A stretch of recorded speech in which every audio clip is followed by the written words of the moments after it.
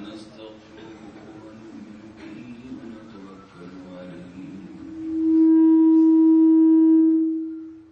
ونعوذ بالله من شرور أنفسنا ومن سيئات أعمالنا من يهده الله فلا مضل له ومن يضلل فلا هادي له ونشهد أن لا إله إلا الله وحده لا شريك له ونشهد أن سيدنا وسندنا ومولانا محمدا عبده ورسوله صلى الله تعالى عليه وعلى آله وأصحابه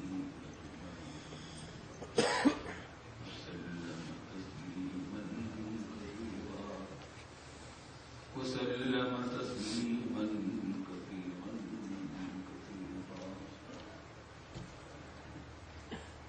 أما بعد فأعوذ بالله من الشيطان الرجيم بسم الله الرحمن الرحيم يا أيها الذين آمنوا اتقوا الله حق تقاته ولا تموتن إلا وأنتم مسلمون واعتصموا بحبل الله جميعا ولا تفرقوا واذكروا نعمة الله عليكم إن كنتم أعداء فألف بين قلوبكم فأصبحتم بنعمته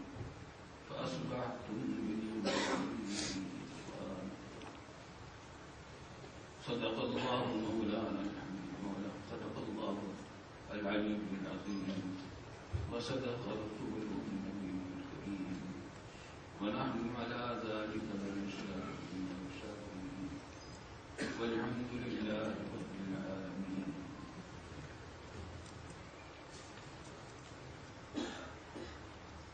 حضرات علماء کرام، محترم حاضرین، محترم خواتین، میری ماں، السلام علیکم ورحمۃ اللہ وبرکاتہ.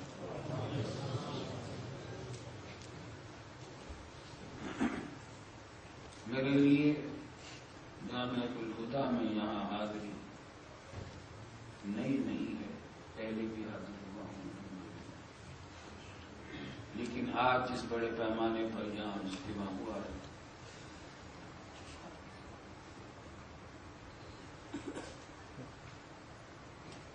یہ میرے لیے اور زیادہ باعث مسرت ہے، اور خاص طور سے اس وجہ سے بھی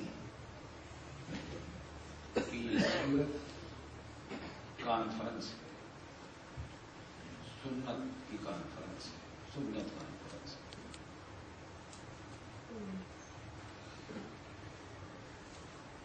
رسول اللہ صلی اللہ علیہ وسلم کی سنتیں مردہ ہو رہی ہیں، ان کو زندہ کرنے کی ضرورت ہے.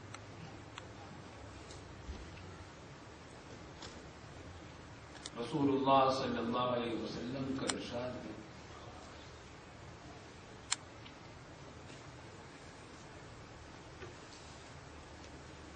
من احیا سنتی عند فساد امتی فلہ اجر 100 شہید، او کما قال صلی اللہ علیہ وسلم.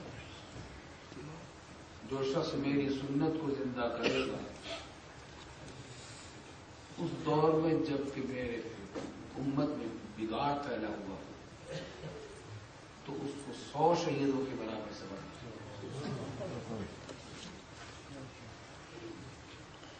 الحمدللہ برطانیہ میں، یوکے میں مسلمانوں کی تعداد مسلسل بڑھ رہی ہے.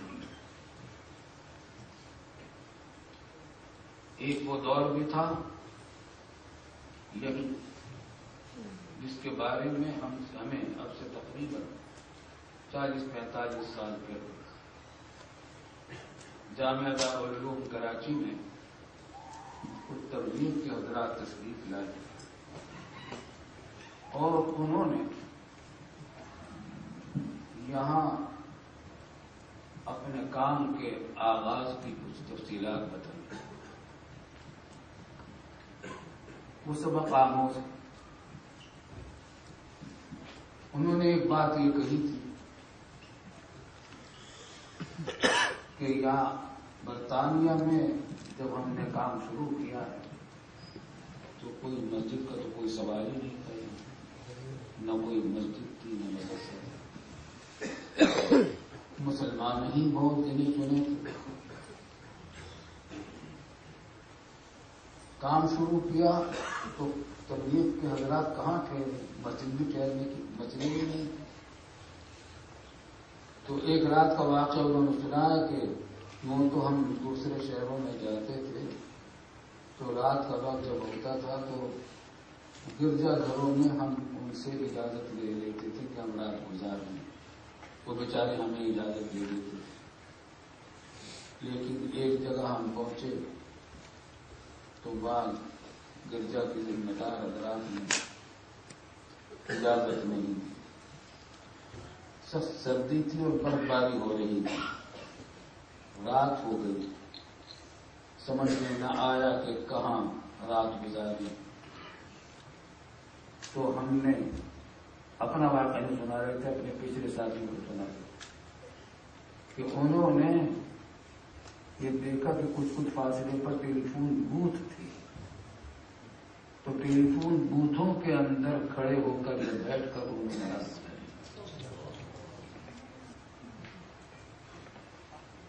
یہ محنت اس بے سر و سامانی میں کی گئی.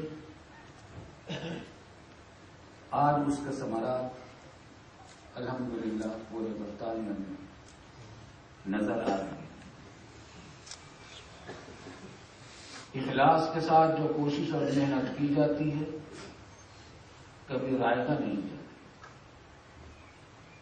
کبھی اس کا اثر فوراً ظاہر ہوتا ہے, کبھی دیر میں ظاہر ہوتا ہے, کبھی وہی ظاہر ہوتا ہے جہاں محنت کی جاتی ہے, کہیں اور ظاہر ہوتا ہے.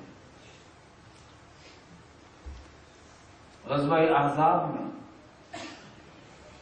جب صحابہ کرام کی جماعتیں فاصلے سے خندق کھودنے پر لگی ہوئی, صحابہ کرام بھوکے اور پیاسے اس خندق کی کھدائی کر رہے تھے. مدینہ طیبہ پر جو لوگ حملہ آور ہوئے تھے, جو قبائل متحد ہو کر مدینہ طیبہ کی اینٹ سے اینٹ بجانے کے لیے آئے تھے, ان کے حملے سے بچانے کے لیے مدینہ طیبہ کے باہر خندق کھودی گئی تھی, کھودی جا رہی تھی. دن رات کھودنے میں لگے ہوئے تھے, بھوکے بھی تھے پیاسے بھی تھے.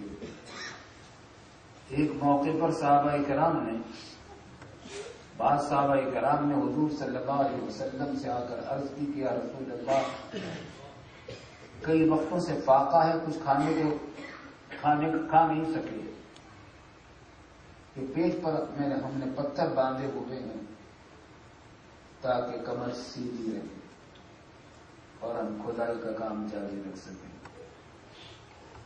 رسول اللہ صلی اللہ علیہ وسلم نے اپنی چادر مبارک ہٹائی اور دکھایا کہ میرے پیٹ پر 2 پتھر ڈلے ہوئے.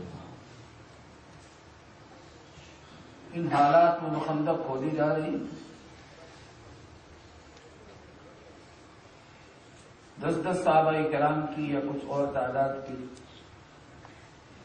جماعتیں بنا رکھی تھی. حضور صلی اللہ علیہ وسلم نے یہاں سے وہ کھودتے تھے, وہاں سے وہ کھودتے تھے, تقسیم کر رکھا تھا کام. حصے تقسیم کر دیے تھے کہ اتنا حصہ یہ جماعت کھودے گی, اتنا حصہ یہ جماعت.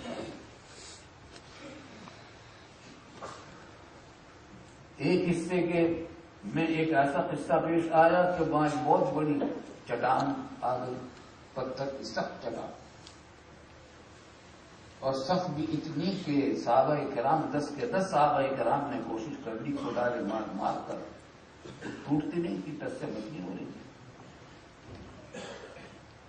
پریشان ہو کر حضور صلی اللہ علیہ وسلم کے پاس حاضر ہوئے۔ وہ ماں باپ اور مرجع صحابہ کرام جب کوئی پریشانی پیش آتی تھی انہیں کے پاس پہنچتے تھے اور اللہ سے اللہ کرتے تھے۔ آپ نے فرمایا مجھے لے چلو، آپ تشریف لے گئے۔ آپ نے وہاں 3 کدالیں ماری ہیں اس چٹان کی، اور 3 کدالوں میں وہ چٹان ٹکڑے ہو گئے۔ لیکن جتنی مرتبہ کدال ماری اتنی مرتبہ آپ کو کچھ مناظر دکھائے گئے، اور فرمایا کہ میں نے جب ایک کدال ماری تو مجھے بحرین کے خزانے دکھائے گئے، ایک کدال ماری تو قیصر کے محلات کے کنگرے دکھائے گئے، ایک کدال ماری تو کسرا کے محلات کے کنگرے دکھائے گئے۔ قیصر و کسرا اس وقت کی سپر طاقتیں تھی، دنیا کی 2 ہی بڑی طاقتیں تھیں۔ کیا تعلق تھا ان 3 کدالوں کا قیصر و کسرا اور بحرین سے؟ کیا تھا؟ تعلق یہی تھا کہ کدالیں یہاں ماری جا رہی تھی، ان کدالوں کا اثر وہاں 30 سال کے بعد ظاہر ہونے والا تھا۔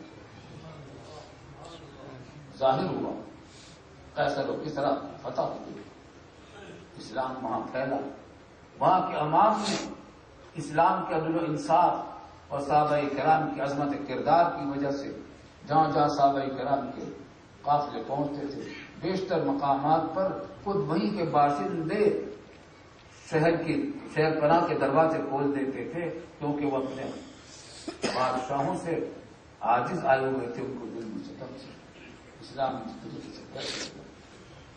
تو بعض اوقات کوشش ایک جگہ کرتی ہے، اثرات دوسری جگہ ظاہر ہوتے ہیں، کبھی ایک وقت کی جاتی ہے، اثرات کسی اور وقت میں ظاہر ہوتے ہیں۔ یہ کوششیں برطانیہ کے لیے اور 30 40 45 سال پہلے شروع ہوئی تھی، آج اس کے اثرات نظر آ رہے۔ لیکن المناک صورتحال بلکہ تشویشناک بھی اور شرمناک بھی یہ ہے کہ تعداد تو اللہ کے فضل و کرم سے یہاں مسلمانوں کی بڑھ رہی ہے،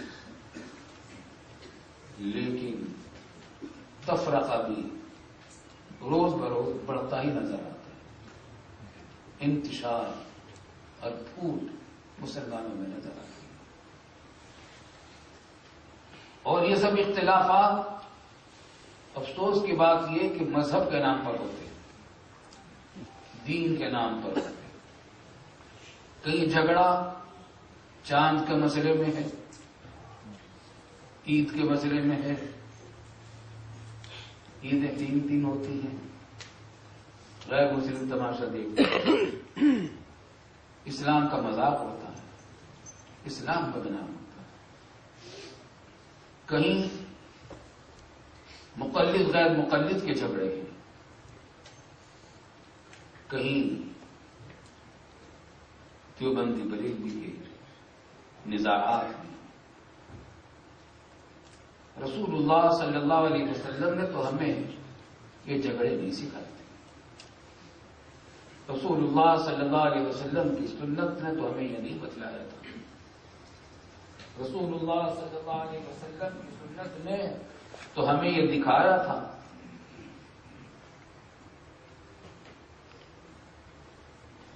کہ بیت اللہ شریف کی تعمیر میں جب حضرت صلی اللہ علیہ وسلم کی نوجوانی کا زمانہ تھا تو اس تعمیر کے وقت میں اہل مکہ کے پاس حلال پیسے کم ہو گئے، جس کو بعض کو حلال سمجھتے تھے، تو بیت اللہ شریف کی تعمیر پوری نہ کر سکی، لمبائی میں بھی کمی کر دی، اونچائی میں بھی کمی کر دی۔ رسول اللہ صلی اللہ علیہ وسلم نے فتح مکہ کے بعد ایک موقع پر حضرت عائشہ صدیقہ رضی اللہ عنہا کو بتلایا کہ دیکھو یہ جو حتیم کا حصہ ہے بیت اللہ شریف کے ساتھ جو حتیم جن حضرات نے وہاں کی زیارت کی وہ جانتے ہی نہیں، تو فرمایا کہ اس میں یہاں سے اتنے ہاتھ کی جو جگہ ہے 6-7 ہاتھ بتلائے، بیت اللہ شریف یہاں تک تھا، ابراہیم علیہ السلام کے زمانے کا بیت اللہ شریف یہاں تک تھا، لیکن قریش مکہ نے، کفار مکہ نے جب تعمیر کی تو اس کی تعمیر کو لمبائی میں چھوٹا کر دیا اور اونچائی میں بھی کم کر دی۔ اگر تیری قوم یعنی قریش کے لوگ اور عرب کے لوگ، اگر تیری قوم نو مسلم نہ ہوتی کہ یہ نئے نئے مسلمان ہوئے ہیں، اسلام میں ابھی داخل ہوئے، ابھی دین ان کے دلوں میں ایسا پکا اور راسخ نہیں ہوا کہ وہ ادنا اختلاف کو برداشت کر سکے، خطرہ ہے کہ لوگوں کے ایمان خراب ہو جائیں گے۔ تو فرمایا کہ اگر مجھے یہ خوف نہ ہوتا کہ تیری قوم نئی نئی مسلمان ہوئی ہے، ان کے اندر پھوٹ پڑ جائے گی مسلمانوں میں، اگر پھوٹ پڑنے کا خوف نہ ہوتا تو میں اس تعمیر بیت اللہ کو مکمل کرتا اور اس کی لمبائی پوری کرتا، اونچائی بھی پوری کرتا۔ کیا مطلب تھا کہ مجھے اندیشہ اس بات کا ہے کہ چونکہ یہ لوگ ابھی یہاں کے عرب لوگ ہیں، نئے نئے مسلمان ہوئے ہیں، ان کو بیت اللہ کے پتھروں سے عشق ہے، آباء و اجداد کے زمانے سے یہ اس کی عبادت کرتے چلے آئے ہیں، تو خطرہ تھا کہ کہیں مسلمانوں میں پھوٹ نہ پڑ جائے، اس واسطے آپ نے بیت اللہ شریف کو نامکمل چھوڑ دیا، اور آج تک وہ نامکمل ہی چلا رہا ہے۔ بیت اللہ کا کیا مطلب ہے؟ پوری دنیا کے مسلمانوں کا قبلہ، قیامت تک کے لیے قبلہ، مسجد حج جہاں ہوتا ہے، حج کا محور، وہ اس کو نامکمل چھوڑ دیا امت میں پھوٹ پڑنے کے خوف سے کہ کہیں امت میں پھوٹ نہ پڑ جائے۔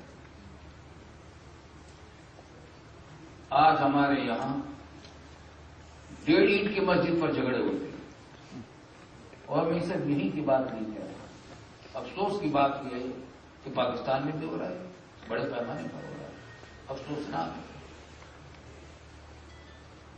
کیا دنیا کی کوئی مسجد بیت اللہ سے بڑھ کر مسجد ہو سکتی ہے؟ لیکن اس کی تعمیر کو تو آپ نے مسلمانوں کی پھوٹ سے بچنے کے لیے نامکمل چھوڑ دیا۔ تو آج ہم ایک مسجد کی بنیاد پر لڑائیاں جھگڑے کر رہے ہیں، اور پاکستان میں تو یہ بہت ہی ہو رہا ہے، یہاں بھی اس قسم کے واقعات پیش آتے ہیں۔ یہ ایک افسوسناک بات ہے۔ اگر دیکھا جائے تو جتنا غور کرتے ہیں یہ معلوم ہوتا ہے کہ شریعت نے، رسول اللہ صلی اللہ علیہ وسلم کی تعلیمات نے، آپ کی سنت نے بڑے سے بڑے گناہوں کو تو برداشت کر لیا کسی نہ کسی مرحلے میں، کسی نہ کسی درجے میں، کسی نہ کسی حد تک، لیکن مسلمانوں میں پھوٹ کو کسی حالت میں برداشت نہیں کیا ہے۔ شراب کتنی سخت حرام ہے، خنزیر کا گوشت کتنا سخت حرام ہے،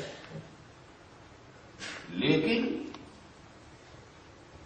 اگر کوئی شخص اتنا بھوکا ہے کہ اگر نہیں کھائے گا، خنزیر کا گوشت ہے، اس کے علاوہ کوئی اور کھانے کی چیز نہیں، اگر نہیں کھائے گا تو مر جائے گا، تو ایسی صورت میں خنزیر کا گوشت بھی کھانے کی اجازت ہے۔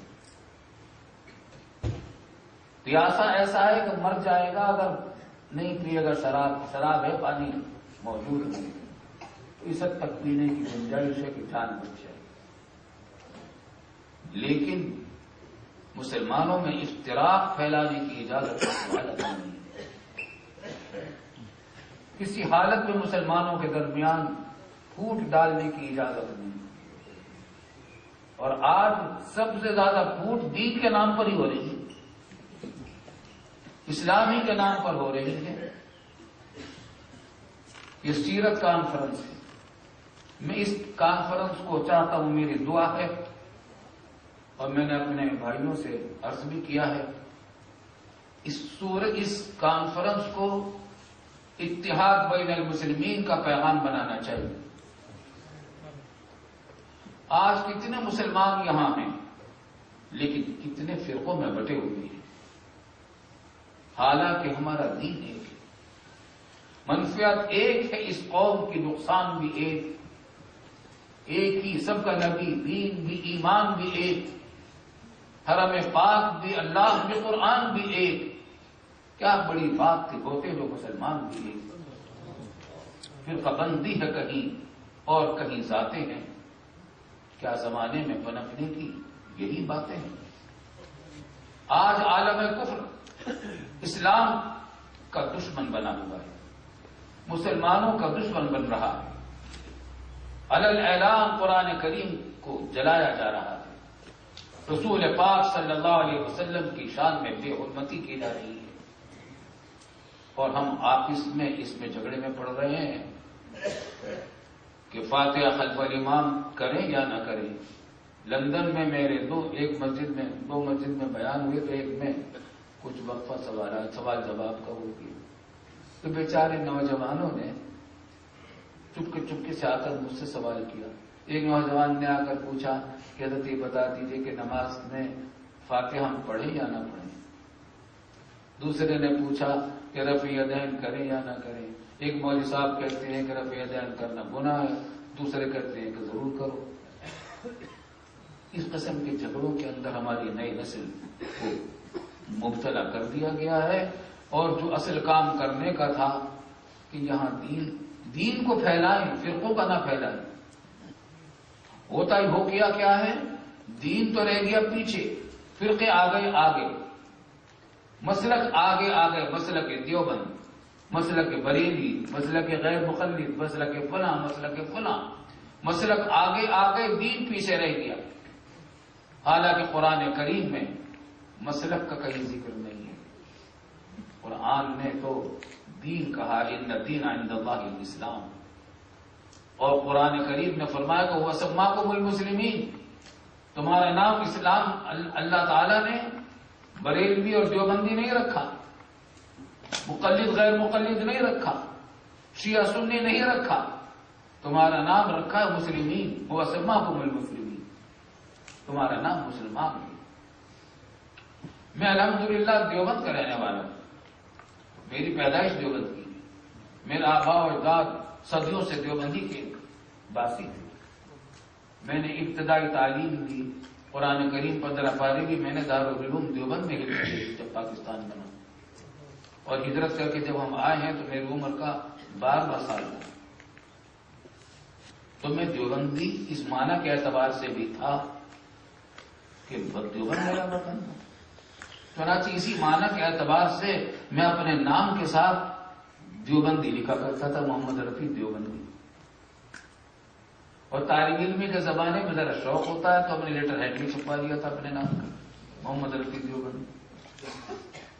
والد صاحب مفتی اعظم پاکستان حضرت مولانا مفتی محمد شفیع صاحب رحمۃ اللہ علیہ، تفسیر معارف القرآن کے مصنف، دارالعلوم کراچی کے بانی. انہوں نے طالب علمی کے زمانے میں تو کچھ دھیان نہیں دیا اس طرف. جب میرے ذہن میں سبق کیے، دارالعلوم کے اسباق پڑھانے شروع کیے تو مجھ سے فرمایا کہ دیکھو آئندہ اپنے نام کے ساتھ دیوبندی مت لکھا. آپ تو نے غور سے سنا یہ بات، کیا فرمایا؟ اپنے نام کے ساتھ دیوبندی مت لکھا کرو، کیونکہ اس سے پھر قبالیت کی بو آتی ہے.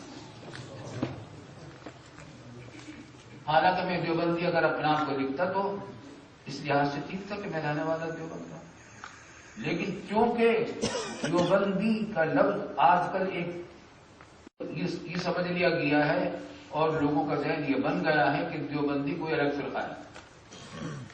حضرت والد صاحب رحمۃ اللہ علیہ بار بار فرمایا کرتے تھے کہ دیوبند الگ سے کوئی فرقہ نہیں ہے، دیوبند کوئی فرقہ نہیں ہے، دیوبند مسلک دیوبند نام ہے اہل سنت والجماعت کے عقائد پر عمل کرنے والوں کا۔ میرے والد ماجد رحمۃ اللہ علیہ کے والد حضرت مولانا محمد یاسین صاحب رحمۃ اللہ علیہ جو دارالعلوم دیوبند کے ہم عمر تھے، اور حکیم الامت مولانا اشرف علی صاحب تھانوی رحمۃ اللہ علیہ کے ہم سبق تھے۔ وہ فرمایا کرتے تھے کہ میں نے دارالعلوم دیوبند کا وہ دور دیکھا ہے جب یہاں کے صدر اور محتمم سے لے کر چپراسی اور دربان تک سب صاحب نسبت ولی اللہ ہوتے۔ دن میں دیوبند دارالعلوم دیوبند دستگاہ ہوتی تھی، رات کو خانقاہ بن جاتی تھی، رو رو کر دعائیں کرنے والے طلبا کی آوازیں آتی تھی قبروں سے۔ یہ اولیاء اللہ تھے، چھوٹی سے چھوٹی سنت پر عمل کرنے کے عادی تھے، دل دادا تھے۔ سلام کرنا سنت مؤکدہ ہے، سلام میں پہل کرنا، اور جواب دینا واجب ہے، لیکن سلام میں پہل کرنے کا ثواب زیادہ ہے، حالانکہ وہ سنت مؤکدہ ہے۔ عام طور سے جواب کا ثواب واجب کا ثواب کم ہوتا ہے، زیادہ ہوتا ہے، سنت کا ثواب کم ہوتا ہے سنت مؤکدہ۔ لیکن یہ مسئلہ طلبہ پوچھا کرتے ہیں پہلی کے طور پر کہ وہ ایسی کون سی سنت ہے جس کا ثواب واجب سے بھی زیادہ ہے؟ وہ یہی ہے سلام میں پہل کرنا۔ حضرت شیخ الادب مولانا اعزاز علی صاحب رحمۃ اللہ علیہ ہمارے والد صاحب رحمۃ اللہ علیہ کا خاص استاد تھے، اور ان سے اکثر کتابیں والد صاحب رحمۃ اللہ علیہ اکثر انہیں سے پڑھی۔ میں نے بھی بار بار الحمدللہ ان کی زیارت کی ہے، اور ان کے پاس کئی مرتبہ والد صاحب نے کوئی پیغام دے کر بھیجا کہ میں حاضر ہوں۔ ان کے بارے میں یہ بات معروف تھی کہ ان کو سلام کرنے میں کوئی پہل نہیں کر سکتا تھا، ابتدا پہ سلام نہیں کر سکتا۔ طلبہ اپنے کمروں سے نکلتے تھے، درسگاہوں سے نکلتے تھے کہ آج استاد کی طرف جائیں گے، راستے میں وہ ملیں گے تو ہم سلام پہلے کریں گے ان سے، مگر اب طالب علم تو ارادہ ہی کر رہا ہوتا تھا، وہ السلام علیکم کر دیتے۔ آج استاد انتظار کرتا ہے کہ شاگرد مجھے سلام کرے، افسر انتظار کرتا ہے کہ ماتحت اس کو سلام کرے، باپ انتظار کرتا ہے کہ بچہ اس کو سلام کرے۔ نہیں، رسول اللہ صلی اللہ علیہ وسلم تو چھوٹوں کو بھی سلام کرتے تھے، بڑوں کو بھی سلام کرتے تھے۔ تو یہ چھوٹی چھوٹی سنتیں ہیں، لیکن صحابہ ہمارے دارالعلوم دیوبند کے اساتذہ نے، بزرگوں نے سنتوں کو زندہ کیا۔ حیرت ہوگی کہ ایک حجام تھا، حضرت مولانا رشید احمد صاحب گنگوہی رحمۃ اللہ علیہ کی خدمت میں رہتا تھا، بال ان کا بناتا تھا، اس ماں گنگو چھوٹا سا قصبہ ہے، تو وہ حجام کا پیشہ تھا، اس کا بال بھی بناتا تھا، اور حضرت سے وہ بیعت بھی تھا حجام۔ وہ سہارنپور اس کا جانا ہوا۔ حضرت مولانا خلیل احمد صاحب سہارنپوری رحمۃ اللہ علیہ بڑے جلیل القدر محدث تھے، ان کو سنن ابو داؤد جو مشہور کتاب ہے حدیث کی، اس کی زبردست شرح عربی میں انہوں نے لکھی ہے، کئی جلدوں میں چھپی ہے۔ تو ان کی خدمت میں حاضری ہوئی تو اس نے سوچا کہ ایک مسئلہ پوچھ لوں، اور کچھ پوچھا کہ حضرت مجھے وہ تفصیل تو یاد نہیں رہی، پوچھا کہ حضرت یہ بتائیے کہ یہ بات سنت کے زیادہ قریب ہے یا زیادہ قریب، یہ طریقہ زیادہ سنت کے قریب ہے یا یہ طریقہ زیادہ قریب ہے؟ کوئی چھوٹی سی بات تھی کہ یہ طریقہ زیادہ قریب ہے سنت کے یا یہ طریقہ زیادہ قریب ہے۔ تو مولانا خلیل احمد صاحب سہارنپوری جیسا جلیل القدر محدث کیا جواب دیتا ہے؟ اس نے کہا کہ تم نے مولانا رشید احمد صاحب کو عمل کس طرح کرتے ہوئے دیکھا ہے؟ اس نے کہا کہ میں نے تو اس طرح دیکھا ہے، فرمایا کہ سنت لی۔ سنت کی یہ زیادہ کیا مطلب ہے؟ یہ بزرگ ایسے تھے کہ ان کے عمل کو دیکھ کر پتہ لگایا جا سکتا تھا کہ سنت کیا ہے. جو بات کتابوں سے ملتی وہ ان کے عمل سے ملتی تھی. میں بڑے دکھے دل سے آج کل کہتا ہوں مدرسوں میں بھی، یہاں الحمدللہ اہل مدارس بھی ہیں، کہ ہمارے مدارس میں دین پڑھایا تو جا رہا ہے، سکھایا نہیں جا رہا. یہ المیہ ہے. دین پڑھایا جا رہا ہے، سکھایا نہیں جا رہا. اس کی مثال ایسی ہی ہے جیسے کہ کوئی اسکول ہو، گاڑی چلانے کا طریقہ سکھاتا ہو، وہ کلاس لیتا ہو، فوٹو کی مدد سے بتاتا ہو کہ یہ کلچ ہے، یہ گیئر ہے، یہ اسٹارٹر ہے، اور یہ بریک ہے، اور یہ فلاں ہے، اور یہ فلاں ہے. ایسا کرنے سے یوں ہوتا ہے، ایسا کرنے سے یوں ہوتا ہے. فلاں بتی ایسے موقع پر جلاتے ہیں، فلاں بتی ایسے موقع پر جلاتے ہیں. یہ طریقہ اس کو سکھا دیا، یاد کرا دیا، امتحان بھی لے لیا اس کا، اور اس نے 100% صحیح طریقہ لکھ دیا، نمبر بھی اعلیٰ درجے کے لے لیے، لیکن گاڑی چلانی نہیں سکھائی. آپ اس کی گاڑی میں بیٹھ جائیں گے؟ میں تو اگر خدا نخواستہ زندگی کا بیمہ بھی کرایا ہوتا میں تو ایسی گاڑی میں نہیں بیٹھوں. آج ہمارے حال یہی ہو رہا ہے، الا ماشاءاللہ. بعض جگہوں پر الحمدللہ تربیت کا کام بھی ہو رہا ہے، دین بھی سکھایا جا رہا ہے.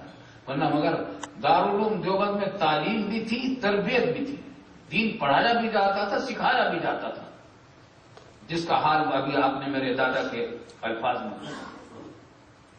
تو آج نام تو سنت کریں گیا ہے اور نام شریعت کریں گیا ہے، لیکن عمل کی تربیت بہت کم ہو رہی ہے. ایک بات اور بھی اس ضمن میں ذرا سمجھ لیجیے. جب کسی کوئی داڑھی والا ہوتا ہے، اس کو فلاں آدمی بڑا اچھا ہے، وہ باشرہ ہے، باشرہ آدمی ہے. اور کبھی کہتے ہیں وہ متشرع ہے. باشرہ کا معنی کیا؟ شریعت پر عمل کرنے والا. متشرع کا معنی کیا؟ شریعت پر عمل کرنے والا. تو ایسا کہنے والے سے داڑھی کی بنیاد پر شریعت باشرہ کہتے ہیں اس کو. باشرہ یعنی داڑھی رکھتا ہے، جس کا مطلب یہ کہ انہوں نے یہ سمجھ لیا کہ سارا دین منحصر ہو گیا داڑھی میں آ کر. اگر کسی چور نے، ڈاکو نے داڑھی رکھ لی تو وہ بھی باشرہ، اور اگر کسی متقی پرہیزگار آدمی سارے ٹھیک کام کرتا ہے، نمازیں روزے بھی، لیکن ایک گناہ اس سے ہوتا ہے کہ داڑھی منڈواتا ہے، تو وہ بے شرع. تو شرع کا سارا مدار داڑھی میں آ کر چمٹ گیا، پورا دین داڑھی بن کر رہ گئی. یہ تو رسول اللہ صلی اللہ علیہ وسلم نے نہیں چلایا. سنت آج کل سنت کا مفہوم عام طور سے یہ سمجھا جاتا ہے کہ چند چیزوں کو سمجھتے ہیں. ٹخنوں سے اونچا پائجامہ پہن لو، امامہ باندھ لو، داڑھی رکھ لو، مسجد میں جاتے ہوئے دایاں قدم پہلے رکھو، واپسی میں اس کے بعد جوتا اس طرح پہنو، یہ کر لو. 8 10 15 20 سنتیں یاد کر کے سمجھتے ہیں کہ یہ سنت ہے. حالانکہ سنت کے معنی ہے طریقہ.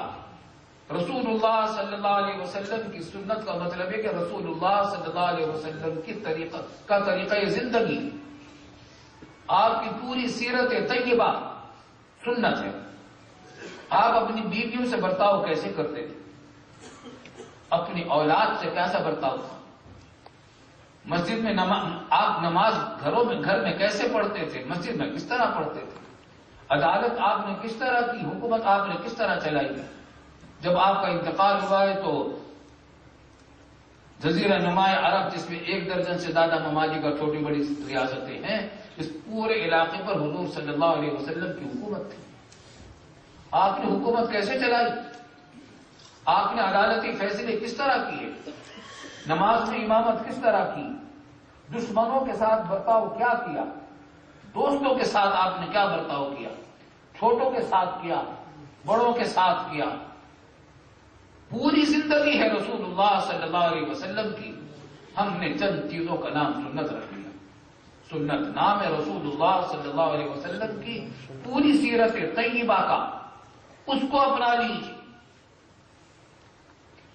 خوب یاد رکھیے کہ اعمال کی مقبولیت، جیسا کہ ابھی اور تقریروں میں بھی آپ نے سنا، موقوف ہے رسول اللہ صلی اللہ علیہ وسلم کی سنت کے موافق ہونے پر. کوئی عمل اگر آپ کتنا بھی نیک عمل کر رہے ہوں لیکن اگر وہ سنت کے مطابق نہیں ہے تو بیکار ہے. اور چھوٹا سا عمل اگر ہے وہ سنت کے مطابق ہے، اخلاص بھی ہے، طریقہ بھی سنت کے مطابق ہے، تو وہ قیمتی ہے. اس کی مثال آپ اس طرح سمجھیں، بلیک بورڈ پر میں ایک کا ہندسہ بناتا ہوں. ہندسہ بنا دیا، اس ہندسے کے دائیں طرف میں نے ایک زیرو لگایا، تو ایک کے کتنے ہو گئے؟ 10 ہو گئے. ایک اور زیرو لگا دیا 100، ایک اور زیرو لگا دیا 1000، ایک اور زیرو لگا دیا 10,000، ایک اور زیرو لگا دیا لاکھ، کروڑ. ایک ایک زیرو سے کتنی بڑی بڑی تعداد بڑھ رہی ہے. لیکن اسی ایک کے ادھر لگائیے زیرو، ایک لگائیے، 2 لگائیے، کچھ بنا؟ تو اور تیسرا بھی لگائیے، چوتھا بنائیے، کچھ نہیں.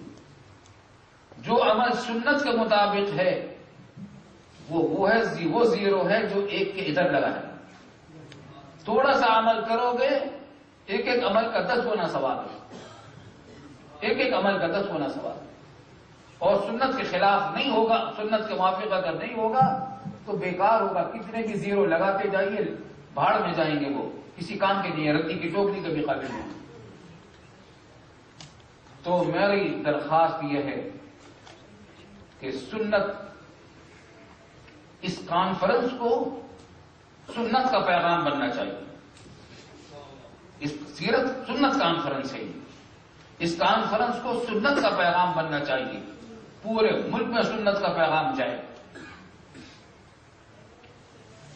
اسی سنت کا ایک تقاضا اور ہے، اور وہ رسول اللہ صلی اللہ علیہ وسلم کی بھی سنت ہے، اور تمام انبیاء کرام علیہ السلام کی سنت ہے. اور وہ یہ کہ امر بالمعروف اور نہی عن المنکر کا کام، یعنی تبلیغ کا کام، چاہے غیر مسلموں میں ہو یا مسلمانوں میں ہو، اس کے اندر سخت کلامی یا بد زبانی یا بدگمانی یہ جائز نہیں ہے. آج ہمارے یہاں یہ ہو رہا ہے کہ بہت سارے لوگ بیچارے بدعتوں میں مبتلا ہیں، ناواقفیت کی وجہ سے، علم صحیح نہیں ملا ان کو سنت کا، تو وہ اپنے نزدیک سنت نیک کام سمجھ کر وہ کرتے ہیں، وہ بدعت ہے. تو وہ وہی ایسا ہی زیرو ہے جو ایک کے بائیں طرف لگا ہے زیرو. بدعت کی مثال ایسی ہے. بیچارے بہت سے ہمارے بھائی بدعتوں میں مبتلا ہیں، لیکن ہوتا کیا ہے، ان بدعتوں کا رد کرنے کے لیے جب جو طریقہ اختیار کیا جاتا ہے ہمارے بعض بھائیوں کی طرف سے، وہ بھی سنت کے خلاف ہوتا. انبیاء کرام علیہ السلام کی سنت اور رسول اللہ صلی اللہ علیہ وسلم کی سنت یہ ہے کہ جب کسی کو وعظ و نصیحت کرو یا تبلیغ کرو یا کسی گناہ سے روکنے کی بات کرو یا کسی کام کرنے کی تلقین کرو تو نرم کلامی کرو، سخت کلامی نہ کرو. سخت کلامی کی اجازت نہیں ہے، یہ سنت کے خلاف ہے. آج ہمارے یہاں مسجدوں کے اندر ایک نوجوان مجھ سے پوچھ رہا تھا ابھی لندن میں ایک تقریر کے بعد کہ صاحب فلاں مولوی صاحب یوں کہتے ہیں، فلاں مولوی صاحب یوں کہتے ہیں، ہم کیا کریں؟ ٹھیک ہے، بس اس کا تو جواب آسان ہے کہ بھائی جس عالم پر تمہیں زیادہ اعتماد ہو اس کے مطابق عمل کریں. پوچھ رہے تھے کچھ مسئلہ پوچھ رہے تھے، لیکن ہوتا کیا ہے جگہ جگہ ایک مسجد میں جاتے ہیں تو وہ سننے میں آتا ہے کہ فلاں مسجد والے جو ہے وہ کافر ہے مشرک. دوسری مسجد میں جاتے ہیں تو وہاں پتہ چلتا ہے کہ پہلی مسجد والے کافر تھے مشرک ہے. نوجوان سمجھتا ہے کہ دونوں ہی کافر ہیں. یہ واقعہ میں دیکھ رہا ہوں لوگوں میں کنفیوژن ہے. اسلام کی وجہ سے بے چینی ہے. بہت سارے نوجوان بے چینی کا اظہار کر کے ہم سے ملتے ہیں, ہمیں خطوط بھی لکھتے ہیں, فون بھی کرتے ہیں, وہاں بھی ملتے ہیں, آ کر پریشان ہیں اس صورتحال سے. بدعتیں بلا شبہ بہت ہی مذموم چیز ہے. رسول اللہ صلی اللہ علیہ وسلم کا ارشاد ہے کہ کل بدعت ضلالہ وکل ضلالۃ فی النار. ہر بدعت گمراہی ہے اور ہر گمراہی جہنم میں جائے گی. لیکن ہمارے بھائی جو اس بدعتوں میں مبتلا ہیں اس کا علاج لڑائی جھگڑا نہیں ہے. یاد رکھیے, ان کو برا بھلا کہنا نہیں ہے. اس کا علاج بلکہ مناظرہ بازی بھی نہیں ہے. جس طریقے کی مناظرہ بازی عام طور سے معروف ہے لوگوں میں آج. ہمارے والد ماجد مفتی اعظم پاکستان حضرت مولانا مفتی محمد شفیع صاحب رحمۃ اللہ علیہ فرمایا کرتے تھے کہ بدعت ظلمت ہے, تاریکی ہے, اندھیرا ہے, اور سنت نور ہے, اجالا ہے, روشنی ہے. اگر کسی تاریکی کو, اندھیرے کو آپ ہٹانا چاہیں لاٹیاں مار مار کر, لاٹھی ٹوٹ جائے گی, اندھیرا نہیں جائے گا. گالیاں دے کر اس کو ہٹانا چاہیں, لاکھ گالیاں دے لیں وہ ہٹے گا نہیں. لاکھ دلیلیں دیتے وہ نہیں ہٹے گا. اگر آپ اس تاریکی کو مٹانا چاہتے ہیں, ہٹانا چاہتے ہیں, تو ایک کام کر لو, وہ آسان ہے, وہ بیکار نہیں جائے گا. جتنی روشنی تم سے ممکن ہو اتنی روشنی کر دو. اندھیرے کی مجال نہیں کہ مارے سکے. جہاں تک وہ روشنی پہنچے گی اندھیرا وہاں سے غائب ہو جائے گا. اندھیرا روشنی کا مقابلہ کر ہی نہیں سکتا, کبھی مقابلہ نہیں کر سکتا. اگر آپ کے پاس کچھ اور نہیں ہے تو دیا سرائی جلا لیجئے تو تھوڑے سے حصے سے تاریکی ہٹ جائے گی. موم بتی جلا لیجئے اور دور تک تاریکی ہٹ جائے گی. اور اب تو لمبی لمبی بڑی بڑی روشنیاں ہیں, وہ کر دیجئے تو اور میلوں تک تاریکی ہٹ جائے گی. بالکل اسی طریقے سے اگر آپ کسی بدعت کو مٹانا چاہتے ہیں تو اس کا راستہ یہ نہیں ہے کہ ان سے لڑائی جھگڑا کیا جائے, ان کی بدزبانی کی جائے, ان کے دلوں ان کو اور نفرت پیدا کی جائے, بلکہ اس کا طریقہ یہ ہے کہ سنت کو زندہ کریں. بدعت کو اگر مٹانا چاہتے ہیں تو سنتوں کو زندہ کیجیے اپنی زندگی کے تمام اعمال میں. اس عمل میں بھی گناہوں کو مٹانے کے لیے بھی تو سنت کا طریقہ ہے. اگر آپ گناہوں کو مٹانا چاہتے ہیں تو سنت پر عمل کرنا پڑے گا. تو بدعتوں کو مٹانا چاہتے ہیں تو اس کا راستہ یہی ہے کہ آپ سنتوں کو زندہ کیجیے, اپنے عمل کو سنت کے مطابق کیجیے. لوگ آپ کے عمل کو دیکھ دیکھ کر پہچانیں کہ یہ رسول اللہ صلی اللہ علیہ وسلم کا امتی ہے, یہ اسلام کا پیروکار ہے. ورنہ آپ لاکھ دلیلیں دیں گے اپنی مسجدوں کے اندر, وہ اس سے زیادہ دلیلیں لوگوں کو دے دیں گے, چاہے وہ کچی ہو یا پکی, کیسی بھی دلیلیں ہوں وہ دیں گے, لیکن دلیلوں کا سلسلہ چلتا رہے گا. تو اگر آپ چاہتے ہیں کہ بدعتوں کا سد باب ہو تو سنتوں کو زندہ کیجیے. انشاءاللہ تعالی رفتہ رفتہ سنت زندہ ہوتی چلی جائے گی. تو اس صورت کو, اس کانفرنس کو سنت کے احیاء کا پیغام بننا چاہیے. اور بھی جو کانفرنسیں ہوں اس میں یہ پیغام دیا جائے تمام مساجد کے مسلمان ہمارے بھائی ہیں, ہمارے بھائی ہیں, مسلمان ہیں, ہمارے بھائی ہیں. غلط فہمی ہو جاتی ہے, بعض لوگوں کو غلط فہمی ہو گئی ہے تو ان کو صحیح راستہ بتائیں. اگر مانے تو ٹھیک ہے, نہ مانے تو ان کے حوالے آپ کا فریضہ ختم ہوگی. آپ ذرا غور فرمائیں، حضرت موسیٰ علیہ السلام کو جب فرعون کے پاس اسلام کا پیغام اور دین کا پیغام دے کر بھیجا جانے لگا تو حضرت موسیٰ علیہ السلام کو اللہ رب العالمین نے ہدایت دی. حضرت موسیٰ علیہ السلام کے ساتھ ان کے بھائی ہارون علیہ السلام بھی تھے اور بتایا کہ کس طرح تبلیغ کرو گے تم جا کر. فرمایا کہ وَقُولَا لَهُ قَوْلًا لَيِّنًا لَعَلَّهُ يَتَذَكَّرُ أَوْ يَخْشَىٰ. تم اس فرعون سے جب جا کر بات کرو، دین کا پیغام پہنچاؤ، تو اس سے باتیں نرم کرنا، سخت کلامی نہ کرنا، سخت بات نہ کرنا، تاکہ وہ نصیحت حاصل کرے اور اس کے دل میں خدا کا خوف پیدا ہو.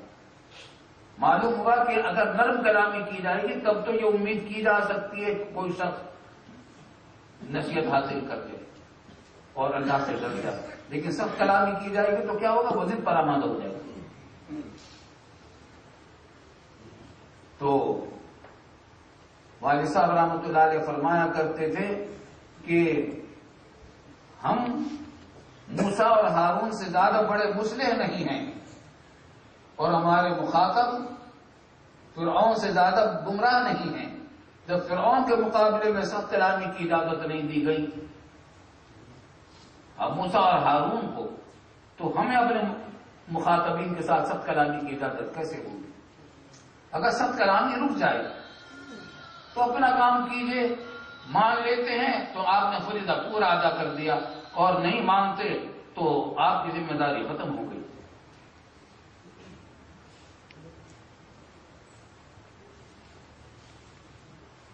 خلاصہ یہ ہے کہ جہاں تک اختلاف رائے کا تعلق ہے، اختلاف رائے تو ہوا کرتا ہے. جو ایسے مسائل جہاں کوئی حتمی بات قطعی نہ ہو اور ایک سے زیادہ احتمال ہوں، تو اگر سمجھدار لوگ ہوں گے اور دیانتدار بھی ہوں گے تو اختلاف رائے تو ہوگا. لیکن دشمنی اور عداوت تک بات نہیں پہنچنی چاہیے. اس کانفرنس کو اگر اس کا پیغام بنا دیا جائے اور اپنے تمام مسلک کے بھائیوں کو اس کی طرف دعوت دی جائے اور ان کو بھی بلایا جائے، ان کے جو اگر وہ کوئی ایسے اجتماعات کریں اتحاد بین المسلمین کی بنیاد پر، تو اس میں ہم لوگ بھی جائیں، تو اس سے انشاءاللہ تعالی بہت کچھ خرابیاں دور ہو کر حق کا بول بالا ہوگا انشاءاللہ. اللہ تعالی ہمیں ان معروضات پر عمل کی توفیق عطا فرمائے. میری صحت پوری طرح ٹھیک نہیں ہے، پوری باتیں میں کر نہیں سکا، پھر کبھی انشاءاللہ کسی اور موقع پر کچھ اور باتیں عرض کروں گا. آپ سے درخواست ہے کہ میری صحت کے لیے دعا فرمائیں. وآخر دعوانا الحمدللہ.